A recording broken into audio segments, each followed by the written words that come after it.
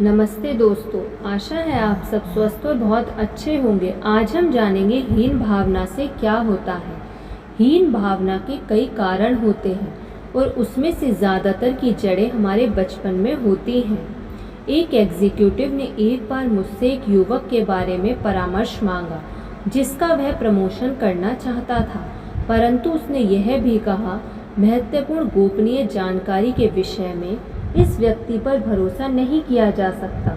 और मुझे इस बात का बेहद अफसोस है, क्योंकि अगर ऐसा ना होता तो मैंने उसे अपना प्रशासनिक सहयोगी बना लिया होता।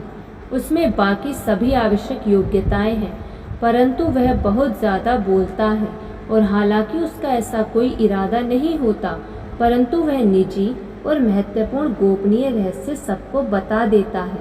विश्लेषण करने पर मैंने पाया कि वह युवक केवल अपनी हीन भावना के कारण ही ज़्यादा बोलता था। अपनी हीन भावना को छुपाने के लिए वह अपने ज्ञान का प्रदर्शन करने से अपने आप को रोक नहीं पाता था। वह उन लोगों के साथ काम कर रहा था जिनकी आर्थिक स्थिति अच्छी थी और जो कॉलेज में रह चुके थे, परंतु यह लड़का गरीबी में पला बड़ा था और वह ना तो कॉलेज गया था, ना ही फ्रेटर्निटी का सदस्य था। इसलिए वह अपने सहयोगियों के सामने शिक्षा और सामाजिक स्तर के मामले में खुद को छोटा समझता था। उसने सहयोगियों के सामने अपनी प्रतिष्ठा जमाने और अपने आत्म स्वाभिमान को बढ़ाने के लिए उसका अवचेतन मस्तिष्क, जो हमेशा कोई ना कोई सांत्वना का तरीका ढूंढ लेता है, उसे उसकी ईगो बढ़ाने के तरीके सुझाता रहा था। वह उद्योग में अंदर की बातें जानता था और अपने सीनियर्स के साथ सम्मेलनों में जाया करता था, जहां वह प्रसिद्ध लोगों से मिलता था और महत्वपूर्ण निजी चर्चाओं को सुनता था। वह बस इतनी सी अंदरूनी जानकारी बता देता था ताकि उसके सहयोगी उसके प्रति ईर्ष्या और प्रशंसा के भाव से भर जाएं। इससे उसका आत्मस्वाभिमान बढ़ जाता था और प्रतिष्ठा की उसकी इच्छा भी पूरी हो जाती थी। जब नियोक्ता को उसके व्यक्तित्व के इस गुण का कारण पता चला तो एक दयालु और सहिष्णु व्यक्ति होने के नाते उसने युवक को बताया कि इस बिजनेस में उसकी योग्यताओं की वजह से उसे कितने अवसर मिल सकते हैं।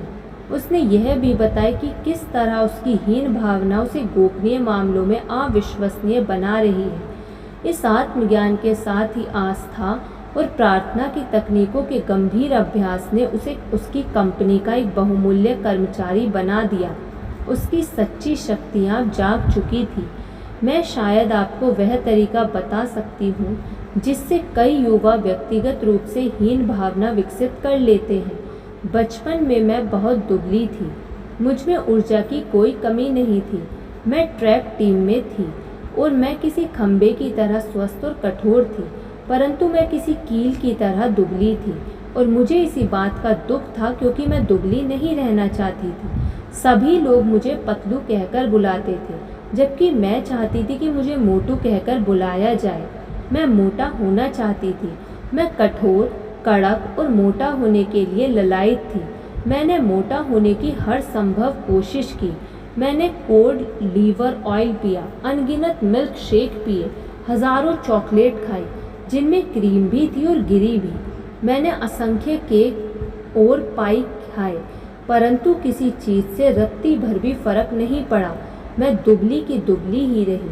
मैं रातों को इस बात पर चिंता किया करती थी और दुखी होती रहती थी। मैं 3 साल की उम्र तक मोटा होने की कोशिश करती रही।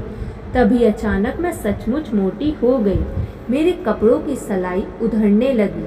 तब मैं जागी, परंतु तब तक मैं बहुत ज़्यादा मोटी हो चुकी थी। आखिरकार मुझे 40 पाउंड वज़न कम करने में और असम्मानजनक आकार में आने में काफ़ी कष्ट हुआ और बहुत मेहनत करनी पड़ी। हीन भावना से पीड़ित किसी भी व्यक्ति का इलाज हो सकता है।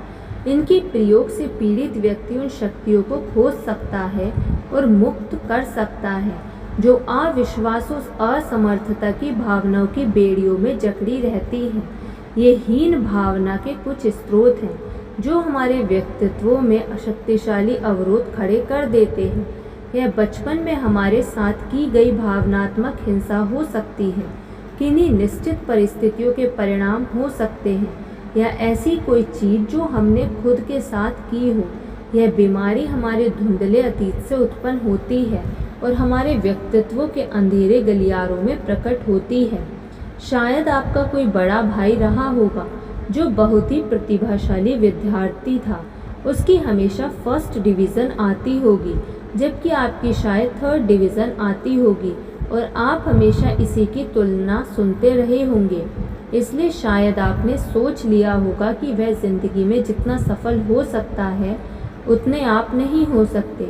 उसकी हमेशा फर्स्ट डिवीज़न आती थी और आपकी थर्ड। इसलिए आपने यह मान लिया कि ज़िंदगी के हर इम्तिहान में उसे फर्स्ट डिवीज़न मिलेगी और आपको थर्ड। स्पष्ट रूप से आपको यह एहसास कभी नहीं होगा कि जो लोग स्कूली जीवन में अच्छे नंबर नहीं ला पाए, उन्होंने स्कूल के बाहर की ज़िंदगी में महानतम सफलताएं हासिल की।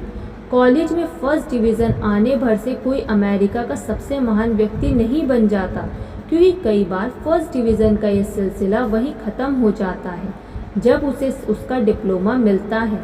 दूसरी तरफ जिस व्यक्ति को कॉलेज में थर्ड डिवीज़न मिलती है, उसे बाद में ज़िंदगी में फर्स्ट डिवीज़न मिलती है। हीन भावना या खुद पर शंका को मिटाने का सबसे बड़ा रहस्य है अपने दिलो दिमाग को विश्वास से लबालब भर लेना, ईश्वर में प्रबल आस्था विकसित करना, और इससे आपको विनम्र परंतु सशक्त व यथार्थवादी आस्था भी मिलेगी। धन्यवाद। आपको ये वीडियो कैसी लगी कमेंट करके ज़रूर बताइएगा। यदि आपने अभी तक इस चैनल को सब्सक्राइब नहीं किया तो सब्सक्राइब कर लीजिए और इस वीडियो को लाइक कर दीजिए। धन्यवाद।